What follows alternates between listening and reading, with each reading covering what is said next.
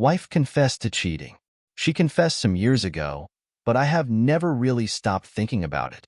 Probably because he is a friend of her family and is always around on weekends and special occasions. It happened before we were married in our early 20s. My wife's mother had remarried an Armenian guy, and her aunt was dating one as well. Where we live there is a small tight-knit Armenian community, and they do everything together. They wanted my wife to be a part of it, not among those of us on the fringes that show up for a lot of events, but aren't Armenian or a part of their church. It was my wife's aunt's wedding. I was not invited. They said they wanted to keep it small, family only. My wife was pissed, but had no choice but to go. We met up early for brunch that day and had a few drinks. She told me that she thought she would be able to get away by 8 that evening, and I could come stay at the hotel where it was being held. She told me to wait for her phone call. This was before people carried cells everywhere. When she didn't call, all the worst things ran through my head. Was she okay? I wanted to drive to the hotel, which was an hour away. The room had been rented by her aunt, so the front desk wouldn't know anything. I finally heard from her the following afternoon. I want to pick her up at the hotel. I thought we would stay and have lunch or something, but when I got there, she was standing there with a young guy, Noel. As I pulled up, he pulled her in for a hug while acknowledging me with a glance. I knew him. He was adopted by an Armenian couple as a baby. He was in his 20s by this time. My wife's aunt and mom had tried to set her up on dates with him in the past. Of course, he had been invited to the wedding. My wife immediately got in and said she just wanted to leave. So we did, and she told me she had drank too much, and her aunt escorted her to her room and she just passed out. Time went by and I heard things from other people. One of my friends had been told that she gave Noel a blowjob that night. I eventually got up the nerve to bring up that night again. I didn't have to say much. She wanted to tell me. She began crying and said that she only lied because she didn't want to hurt me, but had ever since been trying to find a way to confess. Here is what I gathered from my wife and others that gave me bits and pieces from that night. My wife's aunt and mom were playing matchmaker and pushing Noel on her. I know he wanted her because he openly makes flirtatious and sometimes borderline sexual comments to her. Apparently, the shots kept flowing and my wife is a lightweight. When my wife finally collapsed to a chair, her aunt asked Noel to help her to her room. My wife started to tell me what happened, but then stopped and said that she can't remember anymore. She said he walked her up, and as they got in, he began to undress her and tell her it was bedtime. At first it sounded to me like he had taken advantage of her, and I wanted to confront him, but my wife asked me not to. She admitted that she was extremely drunk, but let him ck her. She wishes it weren't true, but she wanted to ck him in that moment. He had stayed the whole night with her. I still wonder about all the details. It's probably better I don't know, and I don't think she ever would, or even could tell me. And now to the next story, story 2. Apparently not doing the dishes was a personal attack. So I'm very talented at short story long. I'll try for long story short here. A little background. I'm 43F, with a son, 14. Due to needing to leave the shared home with my ex very suddenly a couple of years ago, we have been a bit transient with our home. I have a house I own, but my best friend lives there, and apart from not wanting to make him homeless, I couldn't afford to live there on my own at the time. So we spent a yearish with my parents, and then moved in with my granddad, 89. A year ago, he has dementia, diagnosed, but he doesn't agree with any of the DRS, and we lost my Nana suddenly a couple of months before we moved in. The first entitled. We moved in because my uncle, 60-something, was staying in a lounge by choice. His elderly dog couldn't go up the stairs, he said, but he made it up there pretty well when the puppy and I moved in. Anyway, he was struggling, and I said, well, we're between homes, so we can move in. First important note is my uncle hasn't worked for quite a few years and lives in a caravan at a holiday park on welfare. Subsidized by my grandparents, he has a drinking problem, which he doesn't admit to, and smokes like a chimney. Cigarettes are very expensive here. Obligatory we're not in the US, so it's less common for people to live in caravans at holiday parks, and we don't tend to have the really big caravans/mobile homes. My uncle is the youngest of 3, and Granddad talks a lot about how he needs to fix the problem and that he was spoiled, etc. Well before we moved and he sent me an email about taking over from him, which gave me a lovely panic attack as I work and study and have a child and was going in to help not be a full-time caregiver. And there are many, many, many entitled things he's done since I've been there. The short list is buying his wine and cigarettes with granddad's money, borrowed the car, doesn't do much of anything besides some washing, asks for me to do his stuff, like take granddad to the DR, left the space he'd been staying in a tip, borrowed money for a fancy laptop. Actually, he borrows money constantly. He's quite creative in getting to use granddad's money actually. My mom had to step in and take over the finances. So I stuck to boundaries and he settled down with asking unreasonable things of me. But he's still lazy and entitled and far too busy to do more than the 3 lunchtimes a week he does for granddad. The second and third entitled. Mom is the middle of 3 and her older brother is just as entitled if not more. Not to mention his wife. Actually, she's the main antagonist at the moment. Which brings us to the dishes. The eldest uncle and his wives have been helpful, but not necessarily for the right reasons, mostly just to prove they're better than his younger brother. So lots of nasty things said, and trying to get people on their side, etc., which for the most part won't ignore or mum and I vent about it. Among all of this, I have messages and emails I'm not only always copied into, but the one-on-one messages I get from both sides worries me. So since I'm the granddaughter and have no legal responsibility like mom does, I pass on things to her. To protect myself more than anything. The dishes. Since my eldest uncle and his wife have been helping more, they've decided that they're in charge, and I've been spoken down to more than once by my uncle over the years, but now his wife, who acts like my best friend, who I don't trust as far as I could throw her, she lies a lot, and was quite horrible to my cousins as they were growing up. She decided I needed telling off, like a child. Actually, no, like a piece of trash. Ironically, my beloved 98-year-old grandma had been unwell and going downhill since the end of last year, and even though it was expected, her death a few weeks ago devastated me. We spent at least a day a week together, and I helped her as much as she'd let me, and her passing hit me hard. And I've also been in therapy for unrelated issues, so I wasn't doing well. And neither was my son. His great-grandma adored him, and he loves her just as much. The dishwasher broke at Christmas, so we've been doing the dishes by hand, which is my son's job. Last week, the day before Grandma's funeral, he hadn't done them, not many, but it was our night off, and he would be with his dad. So I saw no point hassling him as we are both grieving, and I was going to go back and do them later on. She got to the house and decided I had done it on purpose and sent me several pics of the bench and the few stacked and rinsed dishes with a rude message. Like I couldn't imagine talking to anyone like that. I cried. Mum handled. She's the best. It and got shouted at by her brother because he and his wife were in mourning too as their cat had died. They compared the loss of their cat. Yes, sad, I know losing a pet is not nice, but comparing it for a start was ridiculous and is no excuse for the way she talked to me. Whoops. So still shorter than the whole story, but not that short.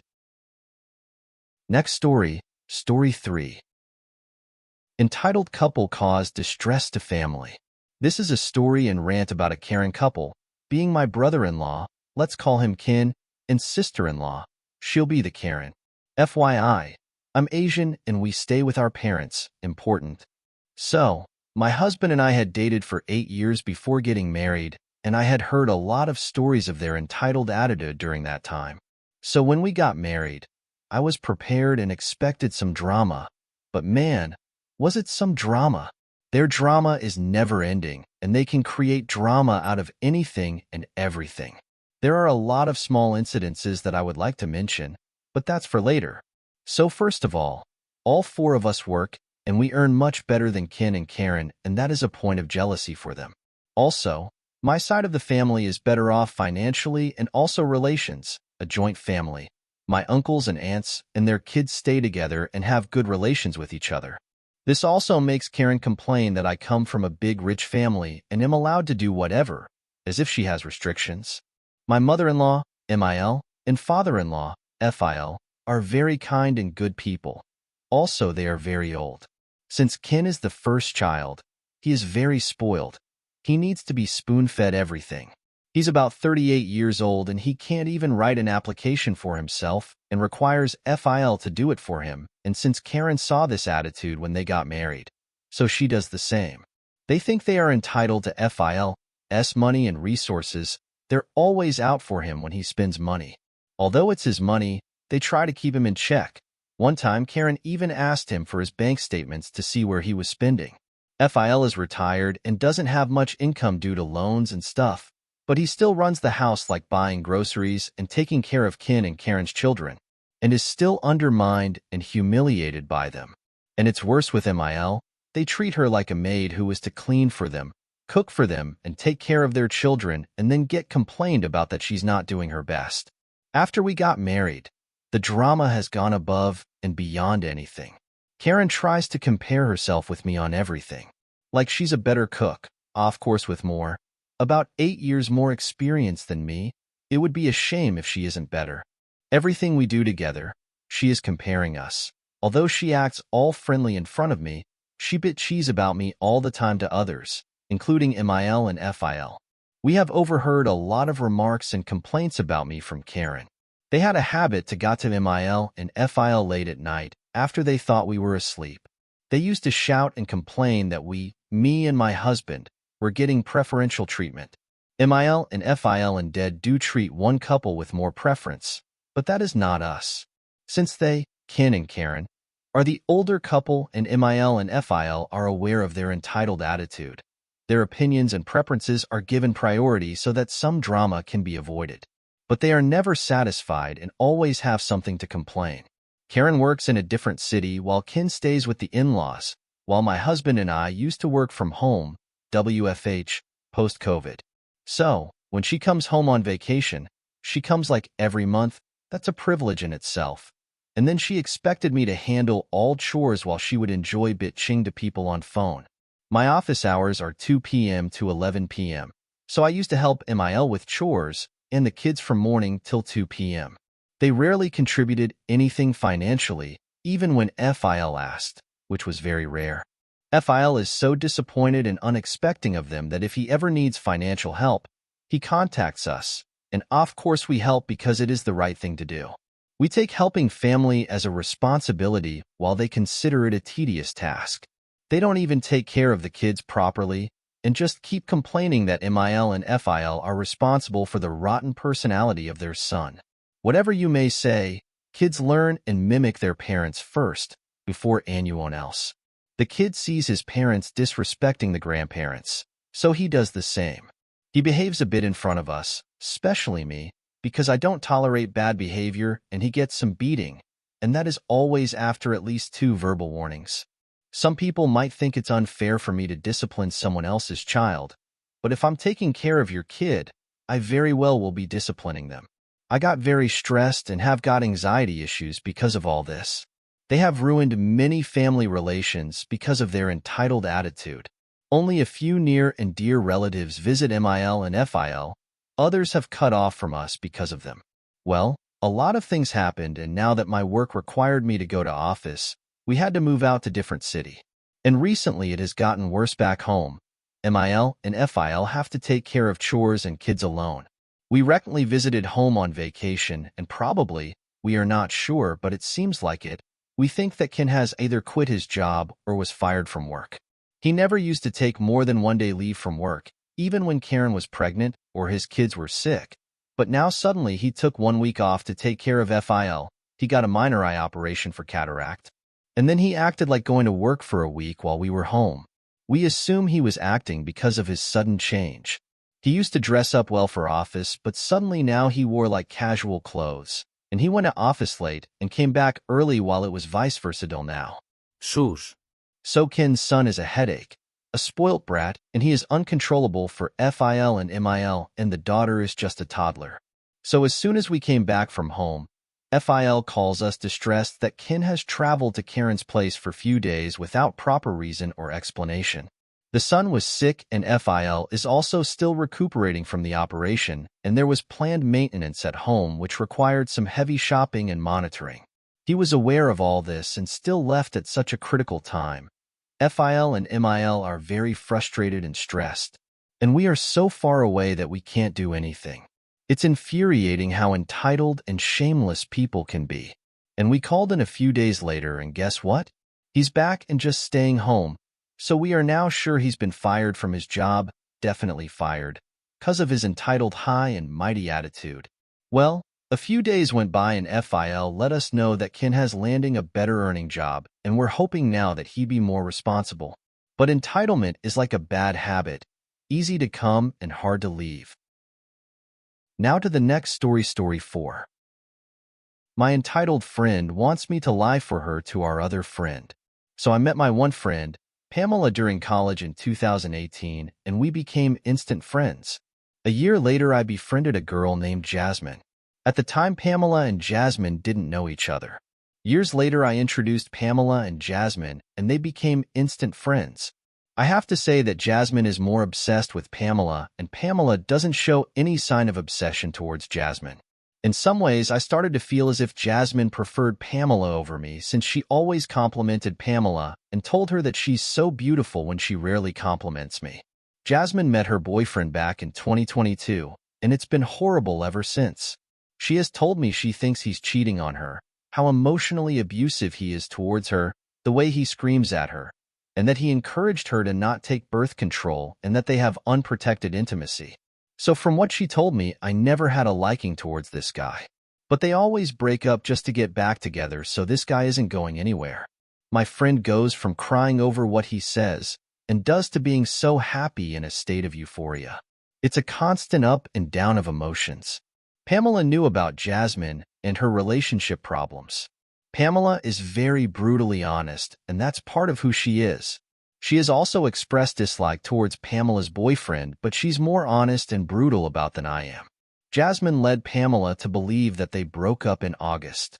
When I was hanging out with Pamela a few months back, she mentioned that Jasmine told her that they broke up. I was surprised because the day before, Jasmine told me about her Valentine's Day plans with the boyfriend. I said to Pamela, "What do you mean they are still together?" And she explained to me that Jasmine told her they broke up in August. I was completely shocked and confused. I told her that they are still together. Few days later, I asked Jasmine, why did she lie to Pamela? I said to her that Pamela has the impression you and your boyfriend broke up and asked if that happened. She looked completely panicked and said, I wasn't ready to tell her the truth. I told her she can't lie to her and leave so much detail out from her, and that if she wants a friendship with her, then she needs to be honest.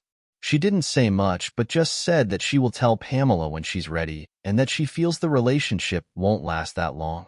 A while ago, we all went out for dinner to celebrate my birthday. My brother happened to join us, and he knows about my friend's relationship with her boyfriend. I told him about Jasmine lying to Pamela. So he put her on the spot in front of everyone that was there and asked her how her relationship is going. She went quiet and told him that they broke up and that they weren't meant to be. I didn't say anything to stop him, and I feel a bit bad for letting him put her on the spot. It was awkward because I know they are still together. Jasmine's brother, who was also there, knows they are still together. My brother knows they are together, and now my friend Pamela knows she's being lied to. Earlier today, Jasmine and I were discussing plans to see Pamela on Friday. I told her after a lot of debate that I don't feel comfortable being in the middle of her lying to Pamela about her relationship. She said that it's not a lie if it's never brought up to her. I told her that's not the point, because what if one day it comes up? She said she doesn't see the relationship lasting that long, and that's why she didn't tell Pamela. I told her that's bullshit because he's done so many horrible things to her, and she's not getting rid of him. I even said their relationship most likely will outlive my relationship. She went very quiet, and I just told her, look, I'm not lying for you anymore. You need to tell Pamela whenever it comes time, but I can't be caught in the middle of a lie. She didn't say much after that, but I wonder, was I wrong for telling her I'm not covering up for her lies to my other friend?